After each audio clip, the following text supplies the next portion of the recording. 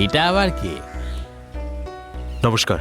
হ্যাঁ, স্যারের সঙ্গে দেখা করতে চাই। অ্যাপয়েন্টমেন্ট নিয়েছো নাকি? না, নেই। অ্যাপয়েন্টমেন্ট ছাড়া দেখা করতে পারবে না। ওনাকে বলুন গিয়ে যে ওনার উপরে যে জুতো ছুঁড়েছিল সে এসেছে। ও, তুই সেই লোক? হ্যাঁ। দারুণ করেছো। আমি ভেবেছি আর তুমি সেটা করেছো। কেন, মন্ত্রী ঠিকঠাক স্যালারি দেয় না নাকি? সেই সব ঠিকঠাকই দেয়, মদ খাওয়ার পরে গালি দিয়ে পূর্ণ করে দেয়। একটা কাজ করো, তুমি এখানে দাঁড়াও, আমি জিজ্ঞেস করে আসছি। কোথাও যাবে না। হুম। হ্যালো। হ্যাঁ হ্যাঁ, শুনুন, এটা বলুন, আপনাকে একই কথা কতবার বলতে হবে? দাদার এ মাসে কোনো ছুটি নেই। আরে আমি ওই ছুটির কথা বলছি না, রিবন কাটা থেকে ছুটি নেই। উনি খুব ব্যস্ত। রাখুন এখন ফোনটা। স্যার, কি হয়েছে? আমাদের দাদার সঙ্গে দেখা করতে একটা ছেলে এসেছে। আচ্ছা, তুমি জানো তো যে মন্ত্রী মশাইয়ের সঙ্গে দেখা করার আগে আমার সঙ্গে দেখা করতে হয়। গিয়ে বলো ওকে। বলেছিলাম স্যার, এ সেই ছেলেটা যে দাদাকে জুতো মেরেছিল। কি জুতো ছুঁড়েছিল সেই ছেলেটা এসেছে? হ্যাঁ স্যার, কি এবার তো বলবো? ভাই আমারই ভয় করছে। কি হচ্ছে নাকি এখানে? স্যার, আপনাকে যে জুতো মেরেছিল সে আপনার সঙ্গে দেখা করবে। কি বললে? হ্যাঁ দাদা, মিটিং এ যে আপনার উপর জুতো ছুঁড়েছিল সেই ছেলেটাই এসেছে। দেখা করতে এসেছে? হ্যাঁ স্যার। ভেতরে বাড়ি দাও। ঠিক আছে স্যার। এ ভাই, দাদা ভেতরে ডেকেছে, যাও যাও। হুম। শোনো, জুতো এখানেই খুলে যাও, ভেতরে জুতো পরে যাওয়া বারণ আছে।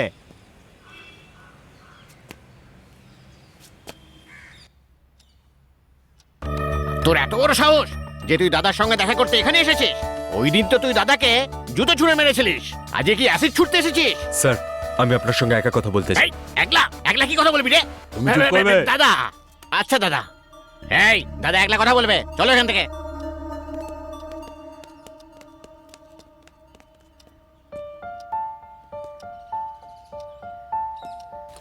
প্রণাম স্যার। এমনিতে তো আপনার সাথে আমার কোনো শত্রুতা নেই। এই সব কিছুর পেছনে তো অন্য একজনের হাত আছে। আপনাকে সব খুলে বলছি আমি স্যার। আমি বুঝতে না পেরে আমার লাভারের মজা করে একটা ভিডিও বানিয়ে ফেলেছিলাম, আর মোবাইলটা আমি হারিয়ে ফেলি, আর সতীশ নামের একটা লোক সেটা পেয়ে যায়। ও আমাকে ব্ল্যাকমেল করেছিল যে আপনার ওপর জুতো ছুঁড়ে মারতে হবে।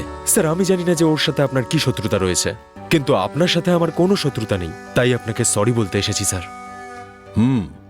মিস্টার ক্লিন, রাজনীতিতে আমার এটাই নাম, কিন্তু তুই ওটাকে ডার্টি করে দিলি।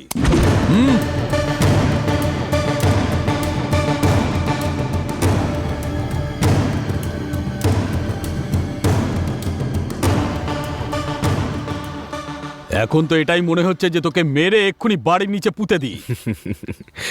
স্যার, আমি এটা ভালোভাবেই জানতাম যে এরকম কিছু একটা হতে চলেছে, সেই জন্য এইদিকে দেখুন, এটা পেন নয়, ওয়্যারলেস ক্যামেরা।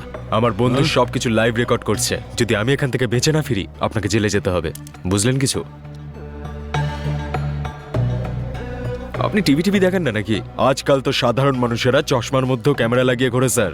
যদি আমি মরে যাই না, এই ভিডিওটা লাইভ হয়ে যাবে, আর যদি বেঁচে ফিরি তাহলে আর এই ভিডিওটা কোনো কাজে আসবে না, কি বুঝলেন? খুব চালু তুমি। ছোট, তুমি এই শহরেই থাকো তো? আবার দেখা হবে সেদিন, দেখে নেব। এখন তুমি যেতে পারো, যাও। এই, ওকে যেতে দাও। ইডিয়েট।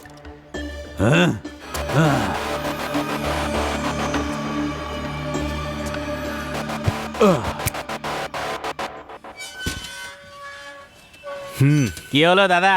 দাদার সঙ্গে দেখা হলো? হ্যাঁ, দেখা তো হলো। সাইন করার জন্য পেন নিয়েছিলাম তো ভুল করে নিয়ে এসেছি। এই নাও, ফেরত দিয়ে দিও মনে করে। আরে, একটা পিন পর্যন্ত ভুলি না, পেনটা কি করে ভুলে গেলাম? ঠিক আছে, আমি দিয়ে দেবো, তুমি যাও যাও। আসছি।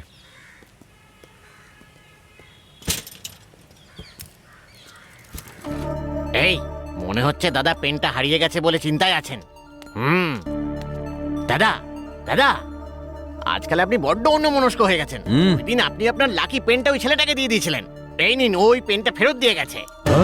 এই, এটা আমার পেন নয়, এর মধ্যে ক্যামেরা আছে। এই পেনটাতে ক্যামেরা আছে? হ্যাঁ,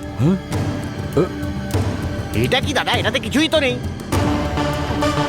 ছ্যা, কিছুক্ষণের জন্য আমাকে একা ছেড়ে দাও, যাও। ঠিক আছে, এই, এই নিন পেন। ছি, ভেতরে রেখে দাও।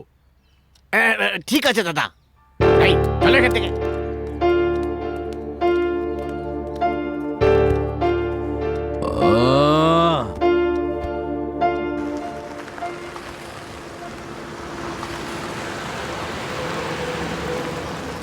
এটা তো সুধার গাড়ি মনে হচ্ছে।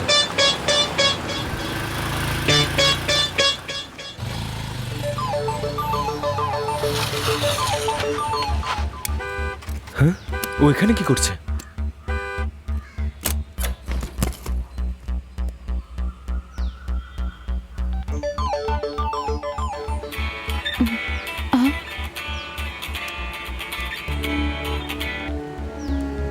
হ্যালো, আরে সুধা, আমি মুকেশ বলছি। তুমি দিল্লি থেকে কবে এলে? আমি একটু আগেই তো এয়ারপোর্ট থেকে বেরোলাম।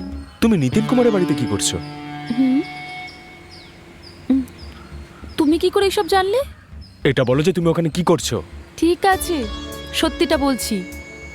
নিতিন কুমার হলো আমার দাদা। কি বললে? নিতিন কুমার তোমার দাদা হয়? হ্যাঁ বাবা, বাকি কথা তোমার সঙ্গে দেখা হলে বলবো, ফোনেতে নয়। বাই।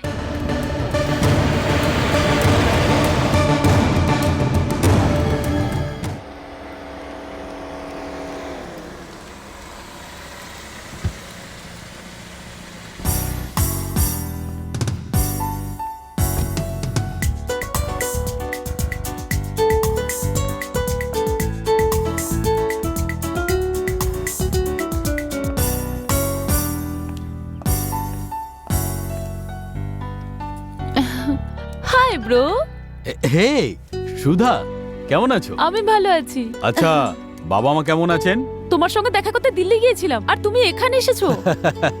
সেন্ট্রাল মিনিস্টারের প্রোগ্রাম না, এরকমই বিজি থাকে। তুমি আমাকে ফোন করে বললে না কেন? আমি করেছিলাম তো, উনিই তো আমাকে দিল্লিতে আসতে বললেন।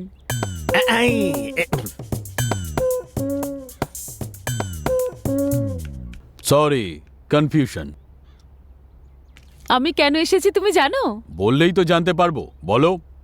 আমি একটা ছেলেকে ভালোবাসি, এই আর খুব তাড়াতাড়ি বাবা মা ভাবছেন আমাদের দুজনের আশীর্বাদটা সেরে ফেলবেন। ও, এর মানে এটা হলো যে তুমি আমাকে ইনভাইট করতে এসেছো, তাই তো? তুমি আসলে আমি খুব খুশি হব, কিন্তু বাবা মা বারণ করছেন। আমি নিজেও ভাবছি যে তোমাকে অনুষ্ঠানে ডাকবো কিনা, কারণ আমি সেদিন টিভি নিউজে দেখলাম তোমার আর মুকেশের মধ্যে কি প্রবলেম। আমি ওকেই ভালোবাসি। এই, তুমি কোন ছেলেটার কথা বলছো যে আমাকে জুতো ছুঁড়ে মেরেছিল? হ্যাঁ, আমার কথা শোনো সুধা, এটা ঠিক যে আমি ওকে চিনি না, কিন্তু একটা কথা সত্যি, ও 1 নম্বরের বদমাইশ ছেলে। ও তোমার চান করার সময় ভিডিও তৈরি করেছিল। এই সুধা, দেখো, আমি এক্ষুনি তোমার সামনে এই ভিডিওটা ডিলিট করে দিচ্ছি। কিন্তু ও তো ডিলিট করে দিয়েছিল। ও ভালো ছেলে নয়, ভুলে যাও ওকে। দাদা কি করে জানতে পারলো? কি বুঝতে পেরেছো? That's my problem. বাবা মা ওকে যথেষ্ট পছন্দ করেন। আমি তোমাকে খুব ভালোবাসি, কিন্তু তোমার কাজটা আমার একদম পছন্দ হয় না। দেখো সুধা, আমার যেটা পছন্দ আমি সেটা করছি। শোনো, রাজনীতিতে আমার খুব বড় নাম। একটা কাজ করো, বাবা মাকে নিয়ে আমার এখানে চলে এসো কদিন। ওনাদের জেদ তো তুমি জানো, তুমি নিজে গিয়ে বোঝাও ওনাদের। তো আমিও ওনাদেরই ছেলে, আমিও খুব জেদি। ঠিক আছে, তোমার যা ইচ্ছা। হাহ, যেরকম তুমি তোমার কাজকে ভালোবাসো না, সেরকমই আমি মুকেশকে ভালোবাসি। এই, ওই ভিডিওটা ভাইরাল হয়ে গেলে আমার সম্মান চলে যাবে। কেউ জানে না যে তুমি আমার দাদা হও, সো তুমি নিশ্চিন্তে থাকতে তো পারো। আজকালকার মিডিয়া খুব স্মার্ট, ওরা যে কোনো দিনই এটা জানতে পেরে যেতে পারে। সেটা তোমার প্রবলেম, আমার প্রবলেমটা আমি দেখে নেব। Sudha, bye bro. এই এই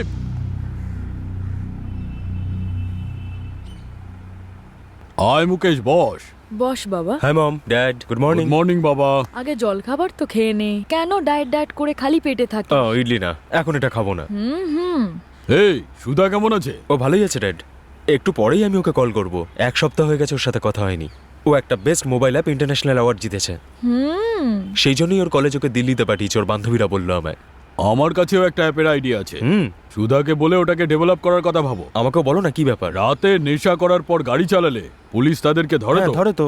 1 কিলোমিটার দূরে পুলিশ থাকলে আগে থেকেই সাবধান করে দেয়। কি বলো, আইডিয়াটা কেমন? ড্রাঙ্ক অ্যান্ড ড্রাইভ তো অপরাধ, তার জন্য আবার একটা অ্যাপ বানানো তার থেকে বড় অপরাধ। বাবা, এটা কিন্তু আমার একদম পছন্দ নয়।